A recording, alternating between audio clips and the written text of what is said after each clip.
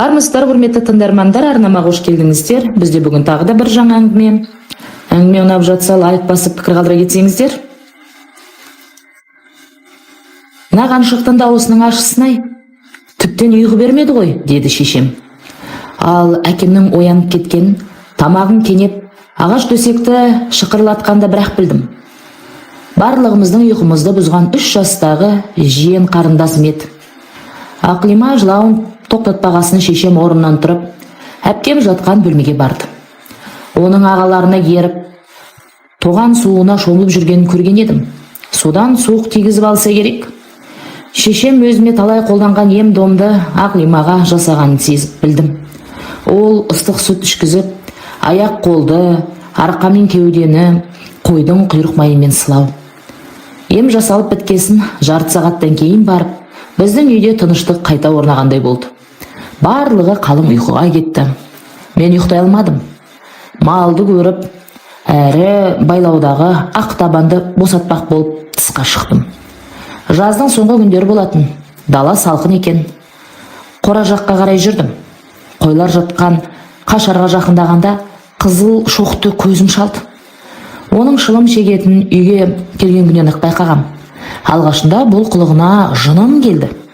Пәлен байдың қызы қалаға барып, шылым жеп бұзылып кетіпті деген әңгімелерді ауыл әйелдерінен талай естігенім бар.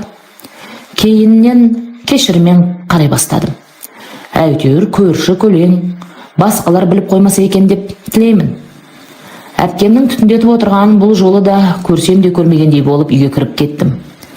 Көзім ілінер емес. Әпкемнің қазіргі күйіне жаным ашып кетті. Батимаш екеуміздің арамыз бар жоғы 4-ақ жас. Азан шақырылып қойған аты Бибатима. Шешемнің айтуынша, осы Батимашты босанарда толғағы ауыр болыпты. Толғақ 2 күн қысқа екен. Уә, Бибатима пірім деп, сейініп, Аллаға жалбарынып, әрең босанғанмын деп айтып отырған талай естіген. Содан 5-ші құрсағына Мұхаммед пайғамбарымыздың қызының есімін беріпті. Алайда әжем марқұм балаға бұл ныспауыр болады деп туу туралы куәлікке Бәтимаш деп жаздырған екен. Ес білген күнімнен маған қамқор болған осы әпкем. Алғаш мектеп табалдырығын аттарда үйдегі үлкендердің бірі де бармады. Бәтимашқа жетектетіп жібергенді. Ата-анам 11-ші сыныпқа дейін мен үшін мектепке барған емес. Тек аттестат аларда болатын вечерге келіп, думандатып кеткендер болмаса. Бәтимаш сабақтан келгенде тамағымды беретін. Үй тапсырмасында жаттатады. Костюм шалбарымды жуу, үтіктеу де соның мойнында. Мұның барлығын ол ешкімнің нұсқауынсыз өзінің бар ықылас ынтасымен жасаушы еді. Әлі есімде мені ұқыпты болуға да үйрететін. Қарашжан сабақ аяқталғанда қоңырауды ести сала, тысқа қарай өзгелерге еріп, жүгіріп кетуші болма. Келесі сабақ қандай пән? Мысалы математика болса, математика кітабы мен дәптерін партаңа шығарып, және қарындаш, қаламсабыңды да дайындап қой. Сосын барып үзіліс қызығын көр. Сонда келесі сабақ басталғанда сөмкеңді ақтарып жатпайсың дейтін. Сол кезде әңгімеге тәте әпкем күләш араласатын. Қараш, қаламсабың мен қарындашыңды қалтаңа салып шық. Біреулер ұрлап алу мүмкін. Олай деме күләш. Адам бойынан жаман қылық іздеуге болмайды. Оқушылар тәрбиелі болады. Ешкімнің затын рұқсатсыз алмайды.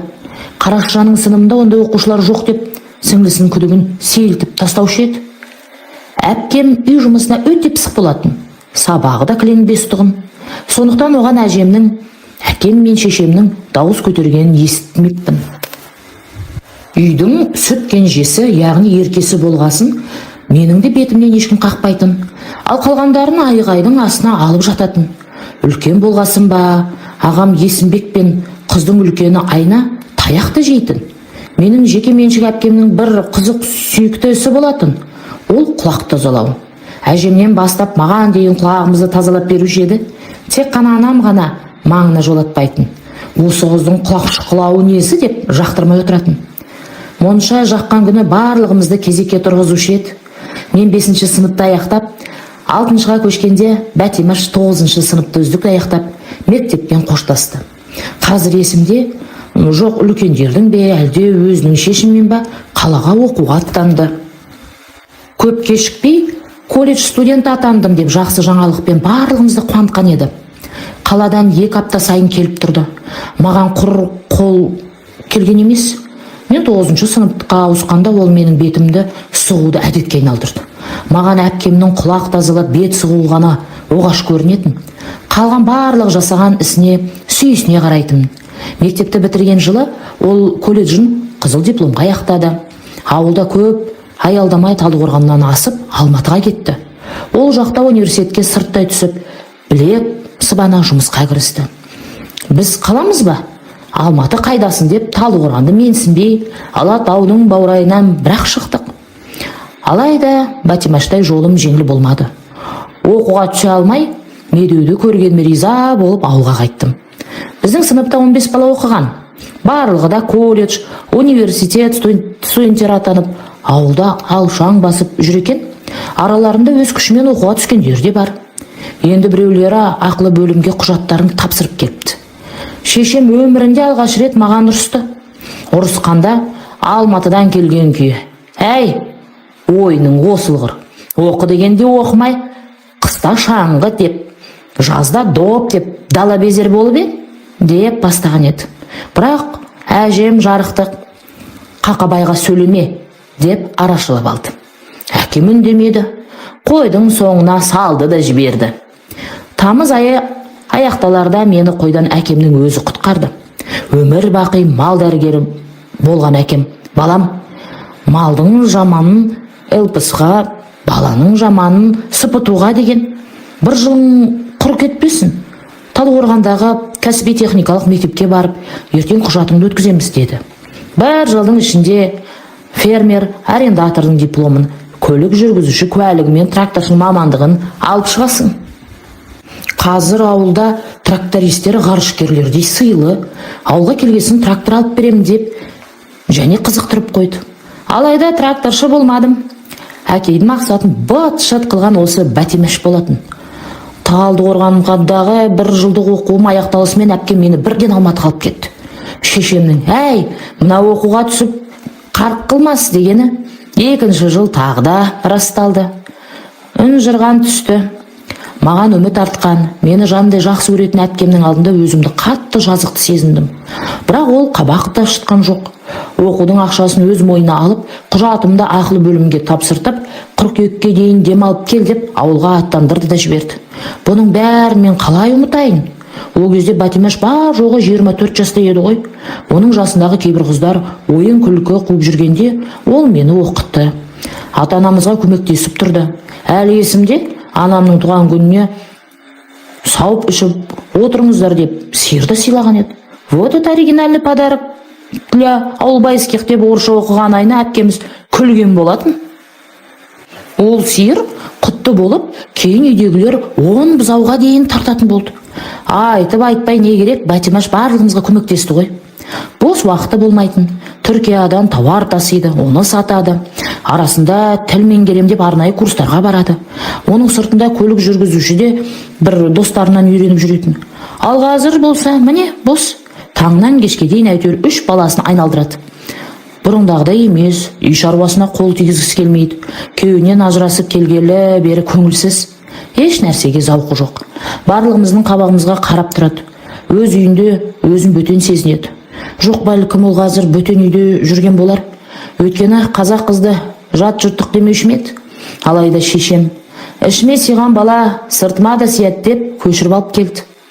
Әлде Бәтимаш: «Мен бұл үйге сияр мынау 3 балам сия қоярмын» деп ойлай ма? Әрине ойлайды ғой.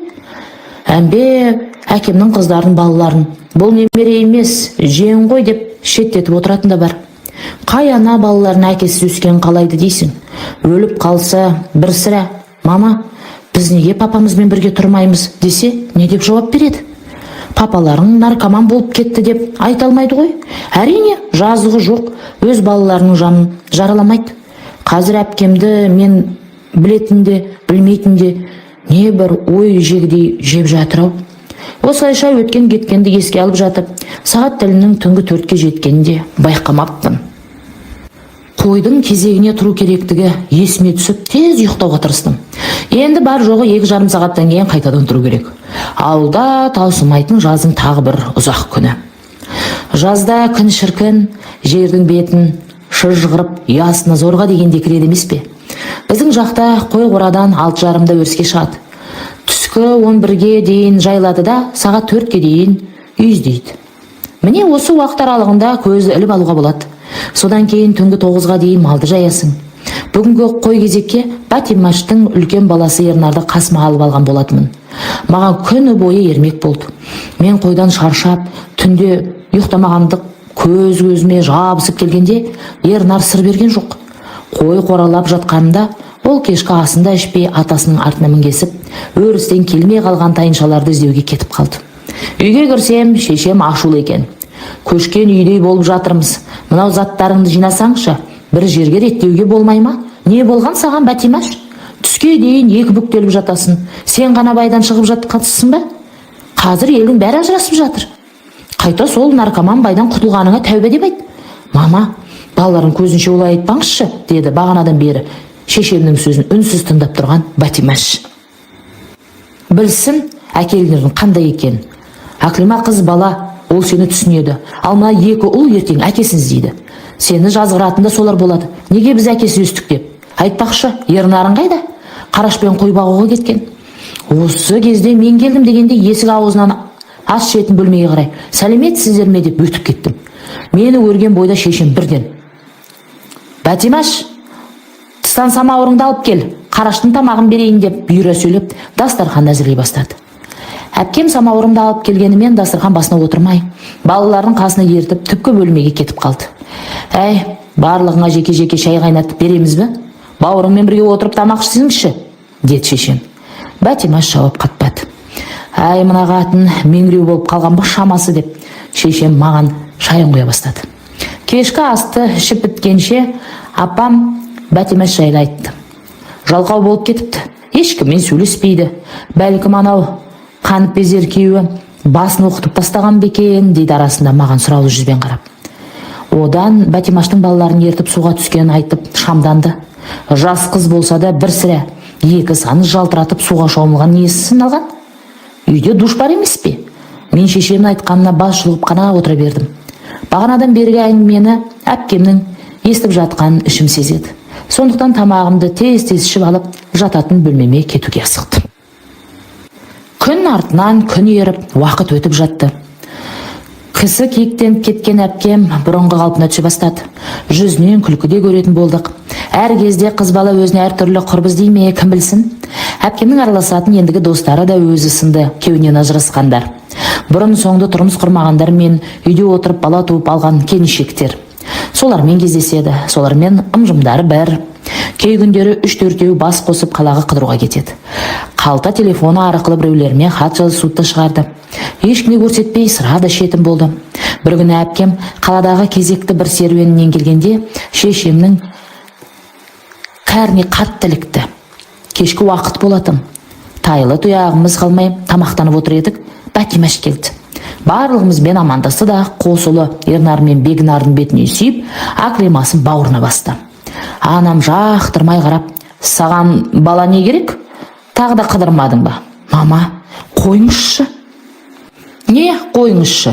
Бұл менің бабам бірдеңе десең қойыңызшы деп аузыңды жабады. Бәтимаш бұл жолы қарсы сөйлеген жоқ.